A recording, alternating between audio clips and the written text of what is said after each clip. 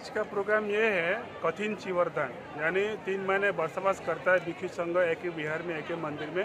बरसवास खत्म होने के बाद आषाढ़ पूर्णिमा से लेकर अश्विनी पूर्णिमा तक 3 महीने बरसवास करते हैं। उसके बाद जो दायक दायिका डिवोटीज लोग भिक्षु संघ को चिवर दान देते हैं। चिवर मतलब ऐसे जो कपड़ा है भिक्षु संघ को दान देकर ऑनर करते हैं। आज हम लोग यहाँ वैद्यमान बुद्ध विहार आगरतला में ये प्रोग्राम ऑर्गेनाइज किया है। इसमें बहुत सारे लोग भिक्षु संघ आए हैं और दूसरा प्रकार जो आप शाम का भी बहुत सारे प्रोग्राम होगा। बड़ा साइज में जो स्काई लैंटर्न अभी आप लोग कभी आगरतला में नहीं देखा होगा, शाम को 6 बजे होगा स्काई लैंटर्न।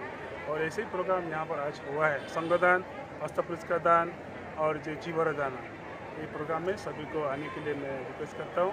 और आप लोग जो मीडिया वाला आए हैं आपको भी धन्यवाद। आपका नाम, शुभ नाम? मेरा नाम बैन खेमाचारा भिक्खु। मैं ये वैद्यमान बुद्ध विहार का एक्टिंग इनकम्बेंट।